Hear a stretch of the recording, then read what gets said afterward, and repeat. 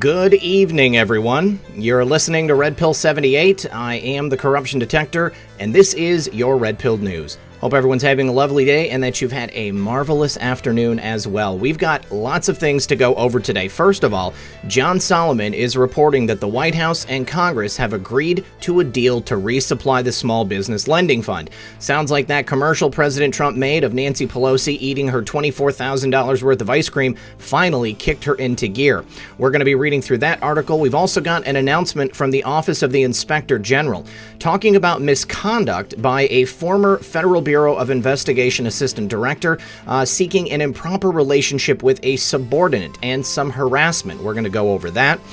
We've also got information coming from Greg Jarrett saying that there are more Russia Spygate indictments coming this week. So that is double confirmation. John Solomon and Greg Jarrett both talking about a handful of indictments being brought down this week. Acting Director of the DNI, Richard Grennell, has told Adam Schiff he can pound sand in response to his demand for oversight of personal changes. We're going to go through that information. Grennell did not like what Adam Schiff was trying to do. Adam Schiff has also been called one of the most evil and disgusting human beings alive. That was by former U.S. Attorney Joe DeGenova. We're going to talk about that. Also, U.S. health regulators have approved a home testing kit for CV-19 to put people's minds at ease. And finally, Joe Biden has announced he would love to have a certain VP pick. I'll give you one guess. The name is Mike. We're going to go over all this and more, and we'll be right back after a brief word from our sponsor. 14.4 million Americans fell victim to identity theft in 2018 alone, with over $1.7 billion in damages. Now, with this recent situation around CV-19, fraudsters are desperate and on the prowl, so it's not a bad idea to protect yourself from an identity attack. IdentiSafe offers identity protection for as low as $9.99 a month. They provide access to credit monitoring, dark web scans, 24/7 identity agent support, real-time credit notifications, social security monitoring, full dark web scans, change of address alerts, personal identity monitoring, white glove restoration, credit monitoring, credit score tracking, a full credit report, up to $1 million in insurance, and there is a 30-day money-back guarantee. I personally use and trust IdentiSafe to protect myself and my family's identities. So don't delay, sign up today, it's free for 30 days, and plus they have that 30-day money-back guarantee. Please visit protectwithredpill.com. Once again, that's www.protectwithredpill.com. The link is in the description, and remember, when you support my sponsors, you support this channel. All right, guys, thanks for sticking around. First of all, today we have this tweet from John Solomon Reports. Breaking, the White House and Congress have agreed to a deal to resupply the Small Business Lending Fund. And it takes us to an article on justthenews.com, John's website. Apparently, it's going to allocate an additional $310 billion to the Paycheck Protection Program. I would imagine this time they're also going to make sure that actual small American businesses get the money and not multi-million-dollar businesses with plenty of cash reserves. Let's take a look at the article. All right, so the White House has announced that an agreement on terms for the bill that will add funding to the Paycheck Protection Program has been agreed to. This is definitely for helping small businesses so that they can keep their staff on the payroll during this situation we find ourselves in.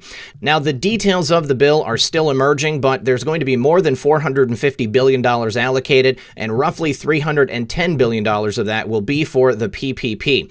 Now, Congress and the White House have been locked in negotiations over this bill for 2 weeks, with Nancy Pelosi sitting at home eating gourmet ice cream out of her $25,000 commercial refrigerator. And on Tuesday, President Trump has urged Congress to pass this supplemental funding bill.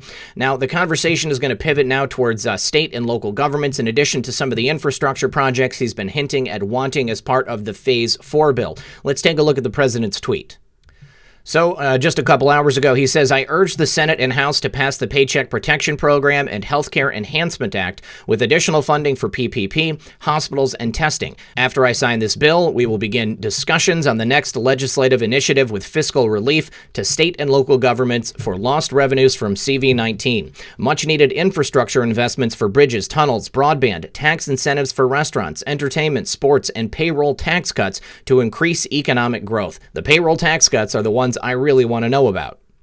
Now, the Senate is expected to unanimously pass the bill at 4 p.m. today. It's then going to move to the lower chamber, which is expected for a vote on Thursday. So, although the deal has been reached, the vote hasn't happened, and we are going to be looking to see what happens this week. Now, right now, my time, it is just before 4 p.m., so if we get a vote on this bill and it gets announced before the end of this video, I will make sure to bring you guys the news. So the next bit of information I want to discuss is this OIG report. It's an investigative summary on findings of misconduct by a then Federal Bureau of Investigation Assistant Director for seeking an improper intimate relationship with a subordinate. Also, this type of harassment and related misconduct. Now, the actual Assistant Director is not named in this report, but what we have here is an executive summary talking about how the investigation began. Apparently, the FBI gave the OIG information which alleged that the FBI Assistant Director, we don't know which, at that time, had inappropriately touched a subordinate following an after-work happy hour event. Now, the person who was in question went ahead and retired during the midst of this investigation. Now, they also found that the Assistant Director violated FBI policies regarding this type of harassment and unprofessional conduct off duty, as well as violating the zero tolerance policy towards harassment and making unwanted and unwelcome advances on the subordinate. Now, finally, they found that they also failed to properly secure a firearm inside of the assistant director's vehicle. That is another biggie right there. Now, as I said, they went ahead and retired while the investigation was pending, but they have now completed the investigation and given it to the FBI so that they can take appropriate action. We don't have the full report, but we will go ahead and leave the link to that report in the pinned comment in the show notes below. Now, Greg Jarrett and his publication, thegregjarrett.com, has also reported, in addition to John Solomon, that more Russia Spygate indictments would be coming this week. Now, he talks about how John Solomon joined Lou Dobbs and their conversation about this. Remember, he said there is some fairly significant evidence that this week there is some criminal investigative activity that I think will result in some actions coming out soon. There's not going to be a lot. Don't expect 10 or 12 indictments, but there could be a handful of indictments and much more information. Now, this is all about the FBI, which under the former president knew that Russian disinformation was being run through Christopher Steele, an MI6 agent, in an attempt to thwart President Trump's presidential run. But it didn't work, and he became president, and they still use that disinformation to try and take him out in a coup. Christopher Steele was the source. He was paid by Hillary Clinton. The information provided was Russian disinformation. Now, Solomon continued on Monday. He said, newly declassified evidence suggesting Russia spread false but derogatory information about President Trump 4 years ago is calling into question the former administration's intelligence assessment that Moscow was trying to help the Republicans win the 2016 election. In fact, it was absolutely the opposite. The information was given to Christopher Steele, who was paid by Hillary Clinton, who then used it to create the dossier. It was actually the Russians who were helping Hillary Clinton in her campaign. Now, Director of National Intelligence Rick Grennell and Attorney General Barr in the last few weeks have declassified additional information. The documents revealed Russians knew as early as July 2016 about Christopher Steele putting together this dossier, and they figured, well, why don't we go ahead and prop it up? We'll give him some other information. Now, it shows the FBI repeatedly was warned about Christopher Steele being susceptible to this Russian disinformation, and the U.S. intelligence community concluded some of his Hillary-funded dossier's claims about Trump were false information planted by Moscow's intelligence services. Now, Daniel Hoffman, who was the former Clowns in America station chief in Moscow and one of America's premier experts on Russia spy tradecraft, said he believed all along that the former presidential administration's intelligence assessment was wrong, and this newly declassified evidence confirms his suspicions. Now, the question of whether Russia favored HRC or favored Trump is superfluous. It doesn't matter because there's no evidence that Russia ever had to throw weight around to influence the outcome of the election. It was the 2017 DNI report that confirmed it. Now, what was behind this meddling by Russia? Hoffman says it's simpler than favoring a candidate. Putin hates the Democrats, and he hates Republicans because what scares him the most is democracy, freedom, and liberty, which continued to be an inspiration to the Russian people whom he oppresses. Now, I don't know that that's the case, but this is Hoffman's assessment of the whole situation. And when it gets down to it, it doesn't matter if Russia favored one candidate or the other. If you want to try and Now, when it comes down to it, it really doesn't matter whether Russia favored one candidate or the other. This is a global struggle. So just the very fact that they would be meddling in the election and causing some type of grief or strife here in America, it puts all eyes on that situation and takes it away from another. But additionally, there's no way to really tell if this information was even coming from Russia. It could have been coming from just a Russian, and who gave them that information? Well, it could have been China. It could have been any other power that we're struggling with here on the global stage. But in the end, it was disinformation, and that's all we need to know. Now, speaking of acting DNI Rick Grennell, he told Adam Schiff to pound sand in response to Adam's demand for oversight of personnel changes. Remember, President Trump just recently let the IG for the intelligence community, Michael Atkinson, leave. Now, he appointed Grennell as acting director of national intelligence, and he's doing a fine job giving House Intel Chairman Adam Schiff all the grief he needs. Grennell decided to declassify those IG footnotes, which revealed the FBI was knowingly using Russian Grennell decided to classify those IG footnotes we just got, which told us that the FBI knowingly used this Russian disinformation to spy on Trump's campaign. And Adam Schiff on April 7th sent Grennell a letter demanding answers on the agency's personnel changes, which was the firing of ICIG Michael Atkinson. He said President Trump did not nominate you for confirmation as permanent DNI, and it would be inappropriate for you to pursue any additional leadership, organizational, or staffing changes to ODNI during your temporary tenure. Adam Schiff wrote in the April 7th letter.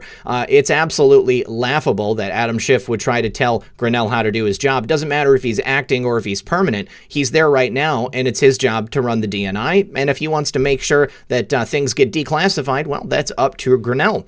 Grennell responded. He said, "I must disagree with your proposals to divest the DNI of managerial competence and personnel decision-making authority and to replace your committee's mandate for intelligence community oversight with a mandate for IC administration."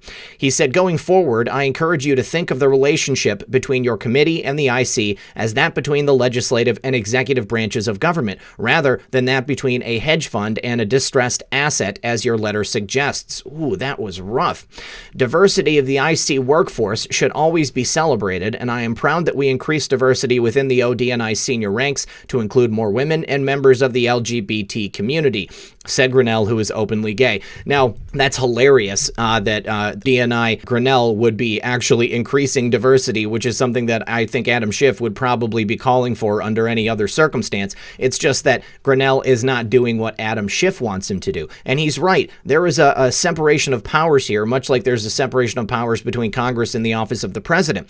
There are certain things that the DNI is tasked with overseeing, and there are other things that Adam Schiff and his oversight committee are tasked with overseeing. And Adam Schiff is trying to blur the lines there. He wants to be the one controlling everything, because the more that Grennell does, the worse Adam Schiff looks, and the worse the FBI under the former administration looks. So I say, Grennell, I don't care who you like to go home with. What I care about is getting the truth out. Keep going. And in keeping with the thread that is Adam Schiff, he has been called one of the most evil and disgusting human beings alive. That's by former U.S. Attorney Joe DeGenova, who also said that Susan Rice knows that she is in the crosshairs. Now, on Monday, he appeared on a radio program, and he talked about a couple of different people. He had more to say on the Spygate saga, and here are some of the choice comments from the interview. He said, "Adam Schiff is afraid of honesty. Remember, from the beginning of this entire charade, he's been lying to the American people." He said Schiff has put out literally, this is important to understand, false information, knowing that it was false, knowingly false. That's very interesting that he put it that way. Also, he said Adam Schiff is really one of the most evil and disgusting human beings ever put on the face of this earth. He said the real disappointment was Dan Coates, the former director of national intelligence, who permitted all of this to occur and did nothing to fix it and harmed President Trump from the first day. He said the reason Susan Rice is squealing and screaming about current acting DNI Grennell is because she knows she's in the crosshairs of John Durham.